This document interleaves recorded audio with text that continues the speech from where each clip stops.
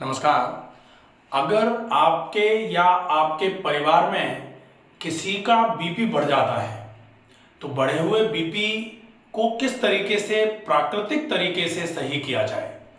BP के बढ़ने के कारण क्या होते हैं, बीपी जब बढ़ता है तो वो नुकसान क्या क्या कर सकता है और बढ़े हुए बीपी को नेचुरली किस तरीके से कम किया जाए, आज हम जानेंगे। प्राकृतिक चिकित्सा, योग चिकित्सा, आहार चिकित्सा और घरेलू उपाय बीपी को कम करने के लिए। वीडियो को अंत तक जरूर देखें। बीपी की समस्या जिनको भी है उन लोगों के लिए ये वीडियो बहुत असरकारक होगा। अगर आप बीपी की समस्या से ग्रस्त हैं तो आप इस वीडियो को अच्छे से देख करके पूरा समझने की कोशिश करिए। सबसे पहला, बीपी होता क्या है। बीपी का मतलब होता है ब्लड प्रेशर, मतलब ब्लड का प्रेशर कहां पर, जहां खून की नली ये है, इसमें ये इस तरीके से खून बह रहा है। तो इस बहने की जो प्रेशर है, इसकी वेलोसिटी जो होती है चलने की, उसकी वजह से जो ब्लड की वेसल पर, ये वेस्कुलर वॉल है, इस वेस्कुलर वॉल पर ब्लड का प्रेशर जो है उसको बोला जाता है ब्लड प्रेशर। अब अगर ये बढ़ा हुआ है, प्रेशर बढ़ रहा है, तो इस बढ़ने के सबसे ज्यादा कारण क्या होंगे। आप देखते हैं कि जैसे ये नल लगा हुआ है और इस नल में से एक पाइप ऐसे करके आपने डाला हुआ है और आप लॉन में पानी दे रहे हैं। अगर इस नल का डायमीटर 1 इंच है और आपने पाइप भी 1 इंच का ही लगाया हुआ है, तो एक सामान्य प्रेशर से पानी आ रहा है। अब आप क्या करें कि इस नल का डायमीटर जो है वो तो 1 इंच ही रहे, लेकिन इस पाइप को आप 1 इंच की जगह आधा इंच का कर दीजिए, या फिर इस पाइप के एंड में आप एक आधा इंच का नोजल लगा दीजिए। तो फिर क्या होगा कि उस नोजल से जो पानी निकल करके आएगा वो प्रेशर से आएगा। मतलब पानी का प्रेशर जो है, अगर आप ये पूरा का पूरा पाइप आधा इंच का कर देते हो तो पानी का प्रेशर पाइप की दीवारों पर बढ़ना चालू हो जाएगा। और अगर आप इसको 1 इंच रखो और इसको यहां 1/4 इंच कर दो, तो फिर आप देखते हो ना कि जो वॉशिंग पंप्स होते हैं, अगर उनका नोजल छोड़ दिया जाए तो वो सांप की तरह पूरे के पूरी जमीन में लौटता है पानी का पाइप। तो ठीक वैसा ही प्रेशर इतना ज्यादा हो जाता है अंदर। ऐसे ही यहां पर खून की नली का डायमीटर जो है, अगर डायमीटर सेम है लेकिन यहां पर अगर वॉल्यूम बढ़ जाए ब्लड का किसी भी कारण की वजह से, तो बीपी बढ़ जाएगा। दूसरा, वॉल्यूम तो सेम है लेकिन अगर ये डायमीटर किसी भी वजह से कम हो जाए, ये जो है ये कुछ यहां जमा हो गया और डायमीटर सिर्फ इतना रह गया, ये तो डायमीटर अगर कम हो जाएगा तो बीपी बढ़ जाएगा। ब्लड का प्रेशर जो है इतने डायमीटर में बढ़ा हुआ फील होना चालू हो जाएगा। हमें क्या करना है, ब्लड के वॉल्यूम को और वेसल के डायमीटर को देखना है कि इनमें से क्या गड़बड़ी आ रही है बीपी के बढ़ने में। अब देखते हैं कि बीपी अगर बढ़ता है तो उस बढ़ने के कारण क्या क्या होते हैं। सबसे पहला कारण होता है, आप देखें कि सोडियम इंड्यूस्ड हाइपोटेंशन। जैसे ही सोडियम आपके शरीर में ज्यादा होना चालू होगा, सोडियम का मतलब होता है नमक, शरीर में सोडियम का लेवल अगर बढ़ेगा तो शरीर में वाटर रिटेंशन होना चालू हो जाएगा, शरीर में पानी भरना चालू हो जाएगा, हाइपर वॉल्यूमिया होगा और हाइपर वॉल्यूमिक हाइपर टेंशन हो जाएगा, बीपी बढ़ना चालू हो जाएगा, क्योंकि वॉल्यूम जो है ना ब्लड का वो बढ़ेगा। क्यों बढ़ेगा? क्योंकि डाइल्यूशन होगा पानी के साथ खून का और बीपी बढ़ना चालू हो जाएगा।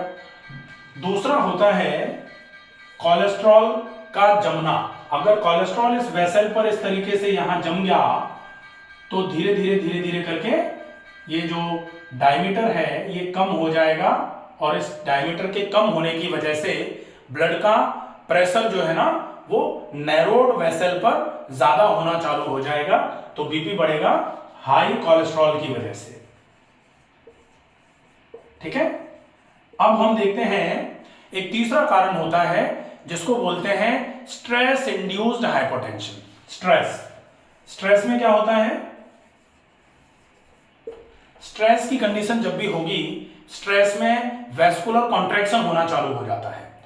स्ट्रेस जब भी होगा, वेसल जो है ना ये नॉर्मल वेसल थी, लेकिन स्ट्रेस की कंडीशन में इसकी जो सर्कुलर मसल्स होती हैं, ये सर्कुलर मसल्स जो हैं ये कॉन्ट्रैक्ट होना चालू हो जाएंगी, और सारी की सारी सर्कुलर मसल कॉन्ट्रैक्ट होंगी तो वेस्कुलर स्टेनोसिस, वेस्कुलर कॉन्ट्रैक्शन होना चालू होगा, और वेसल कॉन्ट्रैक्ट होगी, डायमीटर कम होगा, तो कम डायमीटर में प्रेशर जो है ना ब्लड का वो बढ़ना चालू हो जाता है, तो स्ट्रेस इंड्यूस्ड हाइपरटेंशन बोला जाता है इसको।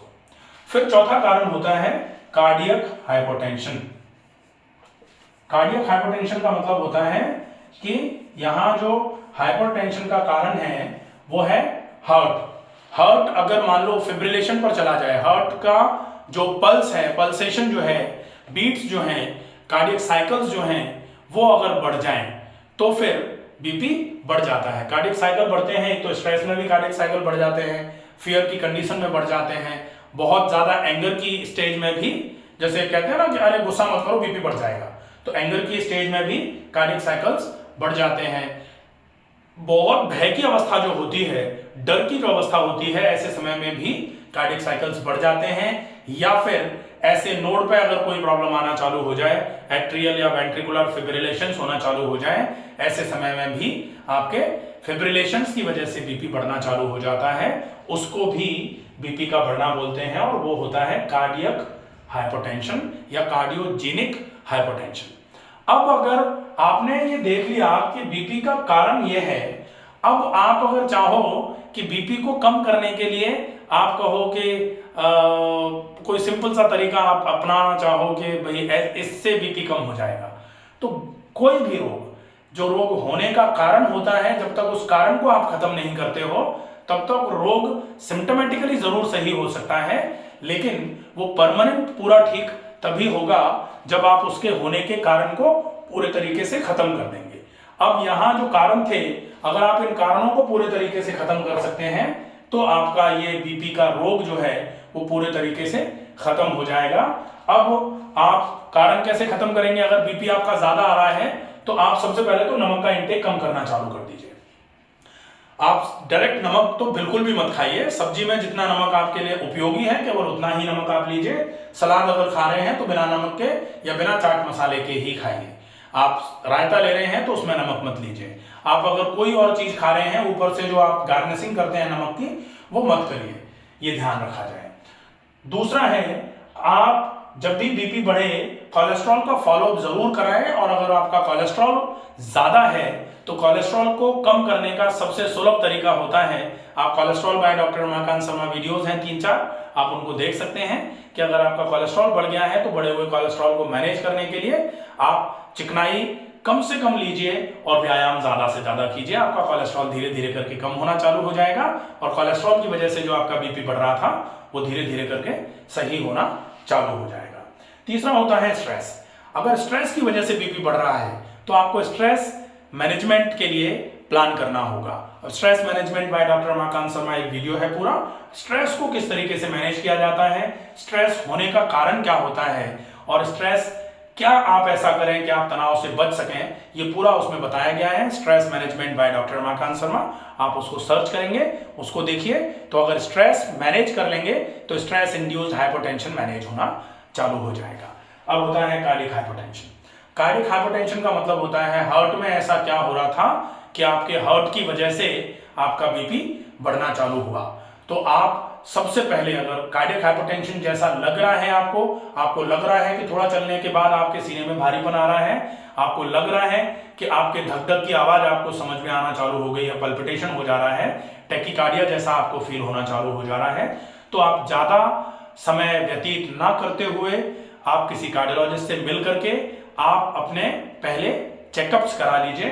चेकअप्स में क्या क्या आपको कराना चाहिए, आप इको कार्डियोग्राम जिसको ईसीजी बोला जाता है वो जरूर करा लीजिए।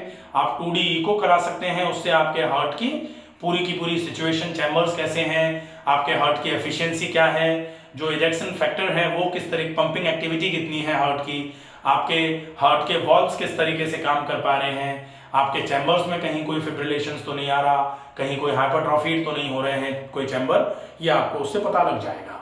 फिर आपको अगर ऐसा लगे कि आप रिवर्सिबल और इरिवर्सिबल इस्चीमिया के लिए पता करना चाह रहे हैं तो आप टीएमटी करा लीजिए। टीएमटी कराते हैं, टीएमटी से आपको ये पता लगेगा कि आप थोड़ा बहुत चलते हैं, उसके बाद आपके सीने में भारीपन आता है, वो कहीं कोई ऐसा चेंज तो नहीं है जो आपके हार्ट की बीमारी आगे चल के चालू करा दे, तो आपको टीएमटी करा लेना चाहिए। फिर एक हॉल्टर्स होता है, वो करा सकते हैं आप, उसमें आपको ये पता लगेगा कि आपका जो ऑक्सीजन सैचुरेशन है वो किस तरीके से हो पा रहा है, आपके फेफड़े किस तरीके से काम कर रहे हैं, आपका हार्ट जो है वो ऑक्सीजन को किस तरीके से पूरी बॉडी में सप्लाई कर रहा है। तो आप ये टेस्ट हैं जो ये करा सकते हैं। या फिर आजकल जो है वो सीटी एंजियोग्राफी होने लग गई है, तो सीटी एंजियोग्राफी करा सकते हैं, उससे आपके हार्ट की वेसल्स का पूरी आपको जानकारी मिल जाएगी कि कहीं कोई ऐसे चेंज तो नहीं आ रहे हैं कि कोई ब्लॉकेज वगैरह हो रहा हो, उसकी वजह से आपको बीपी की समस्या लग रही हो। तो आप ये टेस्ट कराएंगे पहले। इन टेस्ट में अगर आपका सब कुछ ठीक आ रहा है तो फिर आपको केवल और केवल जो नॉर्मल मैनेजमेंट है उस पर जाना है। और अगर इनमें से कहीं कोई प्रॉब्लम आती है तो heart diseases by doctor Ramakant Sharma पूरा एक वीडियो है, उसमें हार्ट डिसीजेज में एंजाइना या फिर मायोकार्डियल इन्फेक्शन या फिर चैम्बर में हाइपरट्रॉफी आ रही है, लेफ्ट वेंट्रिकुलर हाइपरट्रॉफी जिसको बोलते हैं, या फिर आपके जो वॉल्व्स हैं उनमें कहीं कोई रिगर्जिटेशन की प्रॉब्लम हो रही है, तो वो अलग अलग वीडियोस हैं वो आपको देखने को मिल जाएंगे। आप उनको देखिए और उनमें जो भी प्रॉब्लम है, इनमें जो भी प्रॉब्लम आई है उससे रिलेटेड मैनेजमेंट कैसे कर सकते हैं आप, ये उस वीडियो में बताया हुआ है, तो आप उसको पूरा अच्छे तरीके से फॉलो कर सकते हैं। ये है आपका कॉज रिलेटेड ट्रीटमेंट, तो ये हो जाएगा। अब इसके बाद देखते हैं कि आप कुछ ऐसा क्या करें कि आपका बढ़ा हुआ बीपी कैसा भी किसी भी कारण की वजह से बीपी बढ़ रहा हो वो आपका पूरे तरीके से खत्म होना चालू हो जाए। तो उसके लिए आप क्या करेंगे, उसके लिए 4-5 ऐसी चीजें हैं जो आप कहीं भी हैं आप उनका फॉलो अप कर सकते हैं, उनसे धीरे धीरे करके आपका बीपी सही होना चालू हो जाएगा। आप क्या कर सकते हैं, पहले नंबर पर बहुत अच्छा तरीका है, सबसे पहले हम देखते हैं नेचुरोपैथी ट्रीटमेंट। तो नेचुरोपैथी ट्रीटमेंट में सौम्य पाद स्नान, गुनगुने पानी में पैर डालना, ये बहुत अच्छा इलाज होता है। जब भी आपका बीपी कभी बढ़े, एक बाल्टी में हल्का गुनगुना पानी लिया, उसमें पैर डाल के बैठे, एक ठंडा तौलिया माथे पर रखा, बालों को गीला करके सिर पर रखा, उससे आपका बीपी जो है ना धीरे धीरे करके कंट्रोल में आना चालू हो जाएगा। दूसरा है, आप अगर गुनगुने पानी में पैर नहीं डाल सकते हैं या व्यवस्था नहीं है तो जो भी कपड़ा है वो आप सिर पर, सिर, माथे और रीढ़ पर ठंडा सेक या बर्फ की मालिश आप कर सकते हैं। ये भी जैसे अगर बीपी एकदम से तेज बढ़ा हुआ है, आप तुरंत बर्फ का अरेंजमेंट करिए, माथे पर, सिर पर और गर्दन से रीढ़ पर आप हल्के हाथ से बर्फ की मालिश कर दीजिए 5-7 मिनट। अगर ये कार्डियोजेनिक बीपी ही नहीं होगा तो धीरे धीरे करके कंट्रोल हो जाएगा। और अगर मान लीजिए कार्डियोजेनिक हाइपोटेंशन है तो आप इसको करिए। इसको करने में अगर आपको 2 मिनट, 5 मिनट, 7 मिनट में अगर आराम नहीं लग रहा है, आपने दोबारा चेक किया बीपी बढ़ा हुआ आ रहा है, तो इंस्टेंट फिर पेशेंट को अपने को शिफ्ट करने की आवश्यकता होती है। और शिफ्ट करने के पहले पहले आप ये वाले ट्रीटमेंट जो है ना ये फॉलो करा सकते हैं। रीढ़ पर, सिर पर, माथे पर ठंडा सेक करवा दिया, अगर पॉसिबल हो जाए तब तक तो गुनगुने पानी में पैर डलवा दिए। जैसे ही गुनगुने पानी में पैर डलवाते हैं, खून नीचे की तरफ उतर करके पैरों पे जाना चालू हो जाता है, तो आपके वाइटल ऑर्गन्स जो है ना वो बच, आंखें बच जाएंगी, ब्रेन बच जाएगा। हार्ट में एकदम से प्रॉब्लम जो हो रही होगी ना, खून नीचे जाने की वजह से हार्ट का एक्साइटेशन भी थोड़ा कम रहेगा, तो ये फायदेमंद हो सकता है बड़े हुए बीपी में, ध्यान रहे, ठीक है। अब तीसरा होता है, आप तलवों पर मालिश करा सकते हैं, यह भी एक अच्छा तरीका होता है। चौथा होता है, आप सूर्य नाड़ी जो है ना, सूर्य नाड़ी को आप हल्के थोड़े समय के लिए बंद कर दीजिए। बाईं से श्वास को भरवाइए, बाईं से श्वास भरें, बाईं से छोड़ें, बाईं से भरें, चंद्र अनुलोम विलोम होता है ये। हालांकि प्राणायाम तो उस समय करने के लिए पेशेंट को बोल नहीं सकते, क्योंकि बीपी बढ़ा हुआ होगा, इरिटेट हो रहा होता है पेशेंट। आप बोलेंगे प्राणायाम करो तो वो करेगा नहीं, गुस्सा और हो जाएगा। ऐसी कंडीशन में आप दाहिनी नाक में या तो कॉटन लगा दीजिए, तो बाई नाक से श्वास को भरना चालू हो जाएगा और बाई नाक से ही सांस छूटेगी, चंद्र अनुलोम विलोम होगा। और अगर पॉसिबल हो जाए, पेशेंट थोड़ा कोऑपरेट कर सकता है, तो बाई नाक से श्वास भरना और दाई नाक से श्वास छोड़ना, इसको चंद्रभेदी बोलते हैं। ये बीपी को कंट्रोल करने के लिए काफी इफेक्टिव होता है। हीट की वजह से, स्ट्रेस की वजह से अगर बीपी बढ़ता है ना, तो इससे बहुत जल्दी कंट्रोल हो जाता है।